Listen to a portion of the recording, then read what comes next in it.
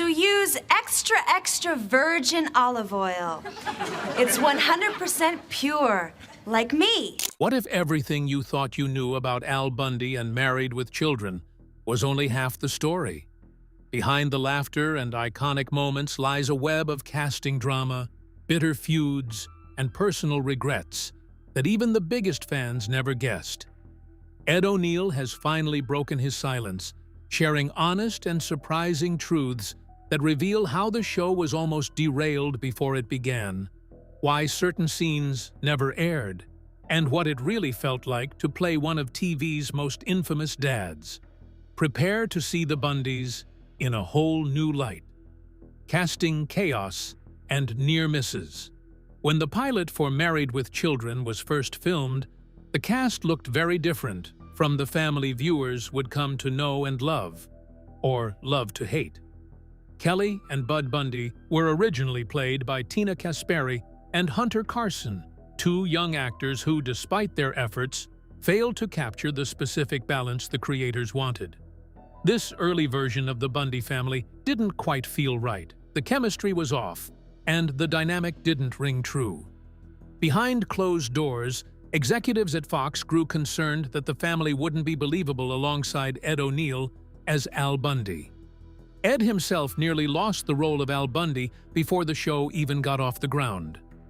Despite his now famous audition, where he slumped into a chair with a weary sigh inspired by people he knew, network executives hesitated. Fox, still a fledgling network competing against television giants, wasn't ready to bet on an actor without a big name or proven track record. Ed admits he thought he had blown his chance when weeks passed without a call. Yet the creators insisted on his authenticity and defended him fiercely, believing his mix of defeated humor and genuine frustration was irreplaceable. The decision to replace Tina and Hunter after the pilot was brusque and painful. Both had signed on believing they were part of something permanent, only to be let go abruptly. For Ed, this was a difficult moment. He felt guilty about their loss, aware that their firing wasn't just about talent, but about how well they fit around him. Tina Kasperi lacked the quirky innocence mixed with subtle sexuality Kelly required, while Hunter Carson couldn't balance being both pitiable and confidently deluded as Bud. Christina Applegate and David Faustino stepped in, bringing the right energy to complete the dysfunctional family puzzle. Christina's first reading of Kelly's lines instantly won over the creators and cast alike, sealing her place as the iconic blonde. David's sharp comedic timing and ability to embody Bud's hopeful arrogance made the character vivid and relatable. Ed noticed immediately how natural it felt to work with the new kids, something missing during the pilot. The network's insistence on chemistry wasn't just superficial. They knew that Ed's role as Al was the linchpin, so everyone else had to orbit perfectly around him to sell the show's unique brand of dysfunctional humor. This early turbulence, nonetheless, set the foundation for the Bundys' authenticity. It transformed them into a family that felt simultaneously flawed, relatable, and absurd, a combination that audiences would latch onto for over a decade. Yet the strain from the early casting challenges hinted at the tensions that would simmer behind the scenes throughout the show's run. The pressure to maintain this fragile balance between characters was relentless, and Ed's role carried more weight than many fans realized. Despite these early setbacks, Ed O'Neill threw himself into the character of Al Bundy with unmatched dedication. He wasn't just playing a part. He was embodying a man trapped by life's disappointments in a way no sitcom dad had before. This intensity sparked friction with the cast and crew, but also created the raw material that made Al Bundy unforgettable. The chemistry newfound with Christina and David was only the beginning of the challenges and triumphs to come. The foundational casting struggles remind us that what looks effortless on screen often comes from painstaking trial and error. The Bundy family that millions came to know was not inevitable. It was painstakingly crafted through near misses and tough decisions. And beneath the laughs lay a story of risk, resilience, and a show that could have fallen apart before it truly began. Those early casting upheavals merely foreshadowed the unique and sometimes difficult pressures of bringing Married with Children to life, in front of a live audience every week. Ed's unique portrayal of Al Bundy. Ed O'Neill's whole approach to Al Bundy was kinda different from most sitcom patriarchs back then. Instead of tossing out the lines with that practiced kind of humor, or doing some quiet wink to the audience, Ed kind of leaned into playing Al like a guy who was genuinely ground down by life's little disappointments. Like every defeated sigh and every sarcastic comment, even those worn-out looks, they all felt like they belonged to someone stuck. Sort of, in circumstances he couldn't really steer. That realness is what gave the character extra depth, so people ended up laughing and also kinda sympathizing, which isn't always easy to balance. And he didn't stop at the script either. Ed went through the pages carefully, like obsessively almost, and then he slipped in little mannerisms for Al that he picked up from his own family. So the timing stayed funny, but underneath it, there was this raw emotional truth that kept cutting through. Meanwhile, compared to those more polished sitcom dads who felt a bit like a performance, Ed's Al felt rough, sharp, and honestly worn down. Irritable, sarcastic, and pretty much miserable more often than not. Still, even with all that cynicism, there was this small thread of humanity running through it. And that's why Al stuck with audiences in a way not many characters managed to. But this kind of intensity was sort of a double-edged sword. On one hand, it made Al Bundy become television's most iconic loser, and it also fueled that show's darker kind of humor. On the other hand, though, it brought some tension off-screen, and that part was messy. Ed's serious commitment to keeping Al real sometimes just didn't match with the way certain cast members approached the role or the show. They were more casual about it, like less intense, less careful. Fans might not always see the friction, but it was simmering anyway. And yeah, it ended up shaping the working environment for the whole series. Ed didn't want Al turned into a caricature or outright villain.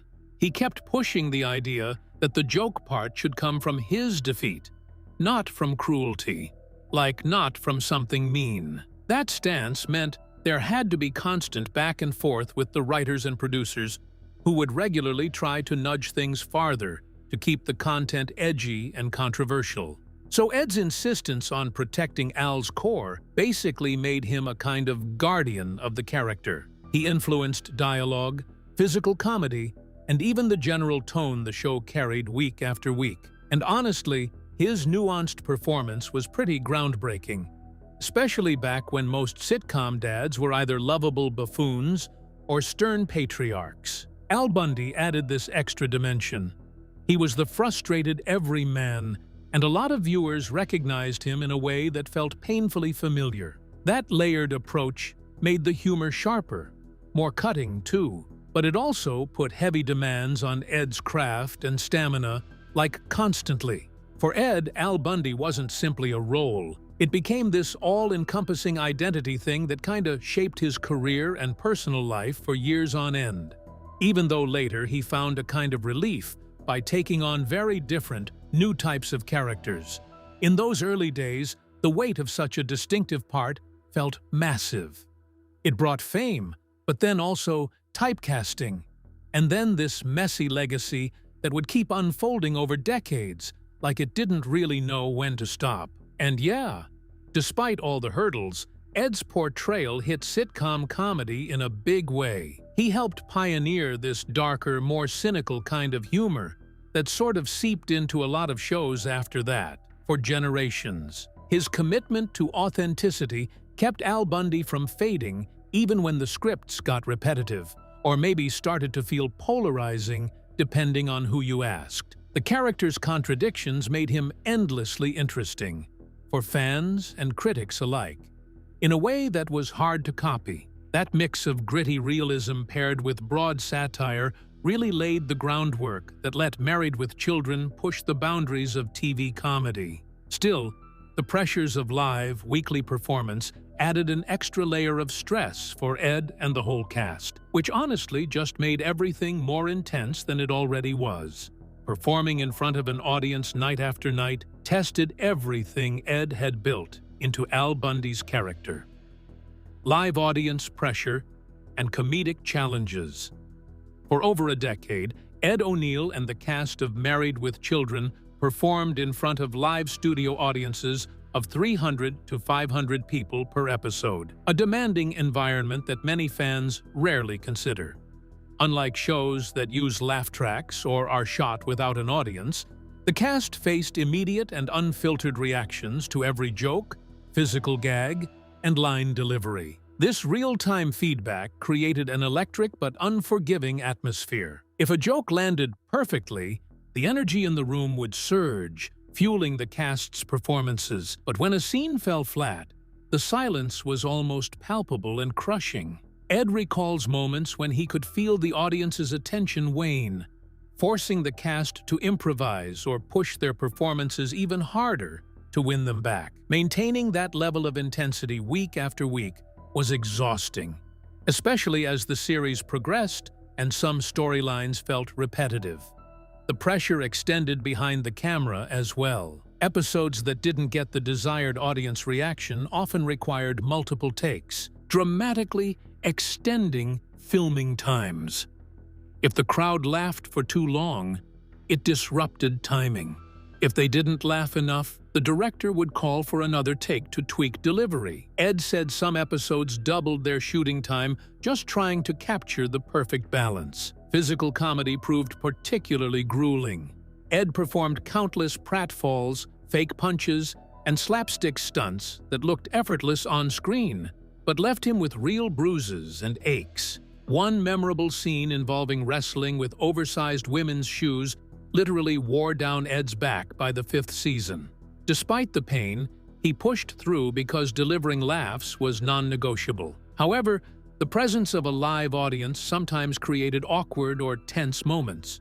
Jokes that crossed invisible lines generated tension, and unexpected laughter at unintended moments forced the cast to adapt on the fly. Katie Sagal admitted she disliked filming certain Peg Bundy scenes in front of real people, feeling her character's laziness and sexual teasing became more exposed and vulnerable. Still, Ed acknowledged that the immediacy and unpredictability of live reactions injected an energy that couldn't be replicated. It made the show special and connected the cast directly with their audience. Yet, reflecting back, Ed is unsure his body could endure that relentless grind again. The physical and emotional toll shaped his memories of the show as much as the fame and acclaim. The live audience experience deepened the pressures behind the scenes, where personal conflicts quietly brewed and complicated the Bundy family's off-screen story, the long-standing feud with Amanda Bearse. One of the more surprising and personal things Ed O'Neill ever talked about was his messy relationship with Amanda Bearse, who played Marcy Rhodes. A lot of fans had always sort of guessed there was tension between them, but Ed finally came out and said, "Yeah, it was real, and it went on for years." What kicked it off sounded small at first, but it was kind of brutal underneath, like a TV guide cover back in 1989 that put only Ed and Katie Sagal on the front, leaving out Amanda and David Garrison like they were just not there. Ed says he already knew about the cover before it happened, but he stayed quiet anyway, figuring, as the lead, it made sense that himself and Katie would take the top spots. Amanda, though, was having none of that. She was upset and felt straight up disrespected, like she was being pushed aside. She truly believed her work on the show was getting glazed over. Ed later admitted that in hindsight he should have stood up for her and David, but instead he kept his mouth shut, and that silence just made the whole gap bigger between them. So what started as a little omission turned into this long behind-the-scenes Cold War that neither side seemed too motivated to thaw. By 1993, the distance had grown so wide that Amanda didn't even invite Ed to her wedding. She explained later that she believed his presence would cause uncomfortable feelings among other guests because of their strained relationship. Or at least that was her version. Ed took it personally. He basically read it as a sort of public statement that their interaction was nothing but professional and completely without personal friendship.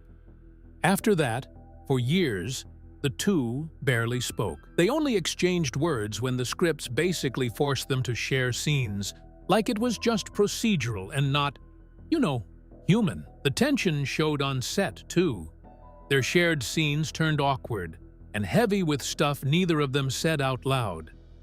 Other cast members, including Katie Sagal, tried to nudge things back into place at one point, but both sides stayed stubborn, so no real reconciliation ever landed. Christina Applegate, meanwhile, got stuck in the middle. She remembered feeling unsure about how to act around them, without accidentally making it worse, which honestly is its own kind of stress. The whole split seemed to bend the atmosphere and ensemble dynamics in subtle ways, yet undeniable ones, like a pressure you can't quite point at. Years later, Ed kind of regretted the way he handled that whole conflict. He basically admitted that his ego got in the way and made him miss what Amanda was actually feeling, even though he was a key supporting member of the show. The small problem tied to the TV Guide cover was, unintentional, but then his inability to back her up turned what was basically an unfortunate oversight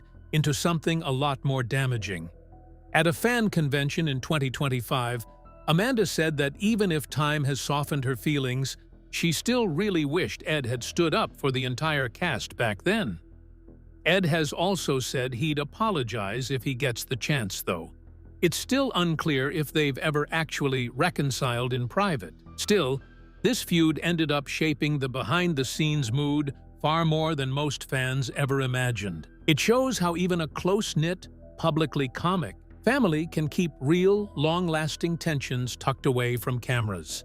The Bundy family dynamic, funny on screen, still had its own emotional cracks off-screen. And honestly, that tension also made the whole professionalism part harder for a long-running production. While Ed's dedication to Al Bundy sometimes created friction, his conflict with Amanda made it pretty obvious that personal feelings and careers can collide in ways viewers don't usually see. The irony, of course, is that this discord was simmering under a show that's literally built on dysfunction. And somehow that mess, in a strange way, helped the performances feel more authentic. This fraught personal landscape paralleled Ed's sometimes contentious relationship with the show's creative team, where he drew firm lines around his portrayal of Al, content boundaries, and creative control. Ed O'Neill was not just a passive performer on Married with Children, he was an active shaper of Al Bundy's character, sometimes clashing with the writers and producers when storylines pushed too far. For most of the show's run, Ed vigilantly guarded the balance between Al as a lovably defeated loser and not a genuinely cruel or malicious figure. There was one particular episode where Ed outright refused to film a scene that he believed crossed this line, nearly sparking a major conflict behind the scenes. While he never specified the exact scene or episode, Ed described it as one where Al's character risked coming across as vicious rather than pitiful. The writers, accustomed to pushing boundaries and controversy, initially resisted Ed's objections, but Ed insisted that turning Al into a villain would alienate viewers and undermine everything that made the character relatable. After tense discussions, the scene was rewritten to soften Al's portrayal while preserving the show's edgy tone. This episode was not the only time Ed questioned the creative direction. As the series progressed, especially in seasons 8 and 9, scripts often recycled jokes and ideas, forcing Ed to find ways to keep his performance fresh and believable. His dedication meant altering line deliveries, adding mannerisms, and even ad-libbing moments that became iconic.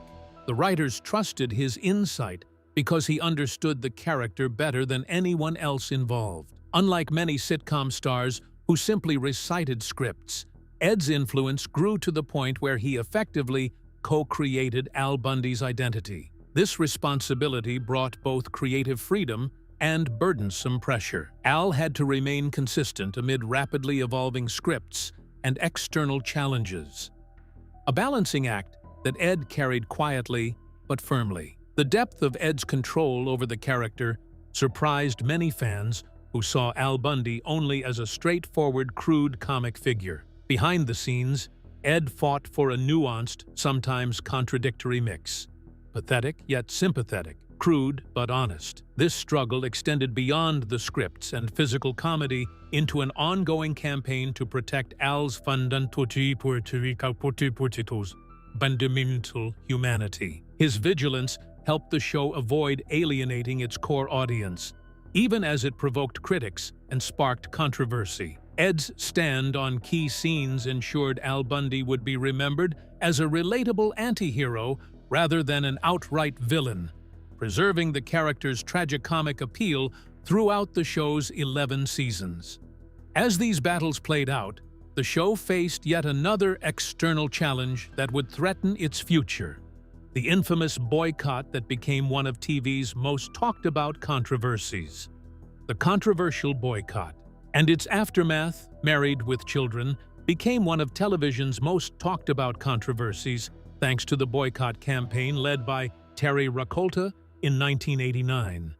The public saw headlines about major advertisers like Coca-Cola and Procter & Gamble pulling out, and Fox even temporarily pulled episodes. Behind the scenes, however, the cast and crew were engulfed by fear, confusion, and real uncertainty about whether the show would survive. Ed O'Neill revealed that the boycott hit the production harder than anyone expected. Fox executives got a bit panicked, like the network was still trying to stand on its own against ABC, CBS, and NBC. And then, bam! They're suddenly staring at the possibility of losing big ad revenue over one sitcom. Ed remembered those meetings where producers seemed to talk around the edges, toning down the show's content, trimming jokes, or even basically reworking the whole series to calm the critics down. The cast was kind of caught in between it all, not sure how to answer the press or how to keep morale up, and honestly, it showed. Ed didn't really understand how broad the backlash was until reporters showed up on set, asking for some kind of response, right then and there. At first, Ed leaned into defense mode, saying the show Married with Children was satire, not a personal moral manual or something. Still, the network told him to go quiet, because they thought any public comment might make the situation worse. Katie Sagal said that stretch of time was terrifying, like cancellation could happen at any moment, and it could really mess with their careers.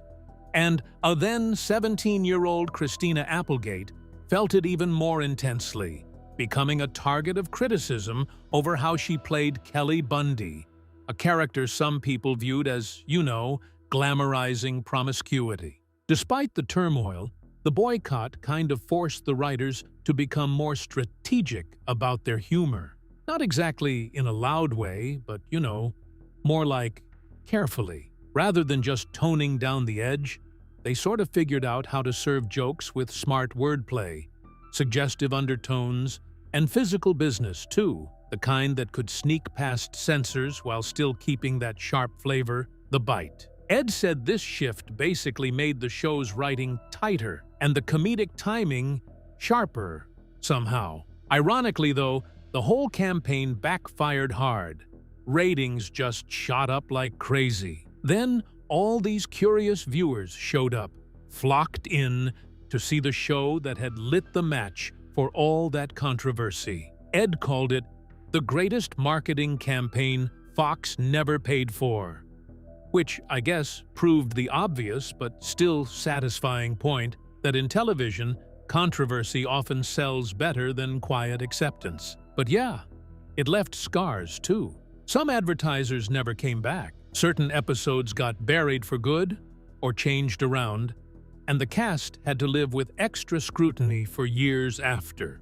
Ed took away a lesson that stuck. Trying to please everyone only ends up wrecking the very thing that makes a show feel unique and, genuinely watchable. Yet underneath the public battles and media storms, the cast was dealing with personal struggles that tested their bonds in quieter but profound ways. Personal tragedy and on-set changes. One of the most painful and little discussed moments during Married with Children's run involved Katie Sagal's pregnancy and the devastating loss of her baby. The writers had incorporated her pregnancy into the show's storyline, planning for the Bundys to welcome a new addition. But in her 7th month, Katie suffered a miscarriage, a heartbreaking event that deeply affected everyone on set. Ed O'Neill admits he struggled with how to support Katie during that period. Uncertain what to say and wary of making things worse, he kept his distance, speaking very little. Looking back, he calls his silence a mistake, recognizing that Katie was grieving while having to return to work, where everyone knew what had happened. She had to perform as Peg Bundy, a character defined by sarcasm and sexual innuendo, which made the situation even more isolating. The loss forced a complete rewrite of the pregnancy storyline. The episode that was meant to celebrate the new Bundy baby became a surreal dream sequence in which Al imagines the whole event. It was an awkward fix, but necessary to allow the show to move forward without forcing Katie to relive her pain on camera. Filming those scenes felt strange for the cast, who all understood the unsaid reasons behind the changes. Katie has since spoken openly about that period, calling it the hardest time of her life. While she appreciated the support from some cast members, she also felt profoundly alone in her grief. Hearing this years later made Ed feel guilty, realizing that he had prioritized professionalism over emotional support when she needed it most. Their experience showed how even in a high-profile production, personal tragedies do not pause for business. The impact of that loss changed the tone and dynamics on set. The show shifted from aggressively pushing boundaries to protecting each other. An unspoken understanding grew that certain topics were off-limits, and the cast became closer in some ways, despite the unaddressed pain. Ed described the experience as a reminder that behind even the most brash comedies are vulnerable, real people facing struggles off-camera. That same tension between personal reality and public persona framed Ed's later reflections on the show's place in today's culture. Legacy, regrets, and modern perspective. Ed O'Neill's reflections on Married with Children reveal a complex mixture of gratitude, regret, and realism about the show's place in today's culture. For years, he struggled with being so closely identified with Al Bundy, a character who limited the types of roles he was offered long after the show ended. Yet, with time, Ed came to appreciate the unique gift the role gave him, a legacy that made him an icon and shaped television history in ways that few actors experience. One of the most striking realizations Ed shared is how much his role as Jay Pritchett on Modern Family changed his perspective on Al Bundy. Playing Jay, a loving, successful, and emotionally open family man, allowed Ed to explore qualities he hadn't expressed on Married with Children.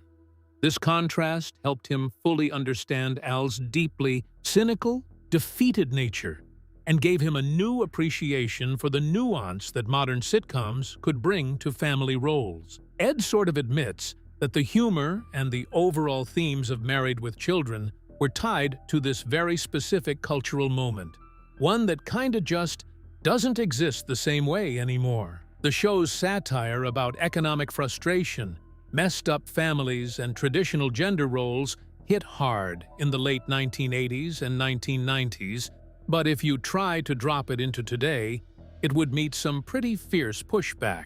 Ed is blunt about it too. A sitcom like Married with Children honestly couldn't be approved in 2025, not with shifting audience expectations, cancel culture hovering around, and how risk-averse modern networks tend to be. He also brings up how today's viewers can have a hard time separating satire from actual endorsement. And that messes with how shows like Married with Children get received. Al Bundy's sexist jokes, which used to be seen as ironic and fully exaggerated, might now be read as if they were real promotion of harmful attitudes. Ed understands this change, and he respects it, even while making the point that the character wasn't built to be a role model. It was more like a caricature, meant to poke at absurdities through comedy, not to quietly teach anyone anything. Still, despite all the arguments and controversies, Ed is genuinely proud of what Married with Children managed to do. He says it helped pave the way for darker, more irreverent sitcoms like It's Always Sunny in Philadelphia, Family Guy, and South Park. The Bundys broke the usual sitcom rulebook, and they gave voice to working-class frustrations in a way that, not many shows were willing to try then, which is why it left such a lasting mark on how comedy evolved. Ed also says he feels kind of frustrated because the show's success, it somehow kept getting in the way of everyone else's hard work and talent. His co-stars like Katie Sagal, Christina Applegate, and David Faustino. Since Married with Children was, honestly, pretty controversial, the performances were, most times not really picked up by awards voters or critics. He thinks the whole cast should have gained more from the attention, even if he feels grateful at the same time and still sort of aware of what they collectively lost. Ed O'Neill's candid revelations shine new light on Married with Children, revealing the mix of chaos, conflict, and creativity behind the humor. The Bundys were flawed on-screen and off, but their impact on television remains undeniable. If you enjoyed uncovering these untold stories, be sure to like and subscribe for more deep dives into your favorite shows.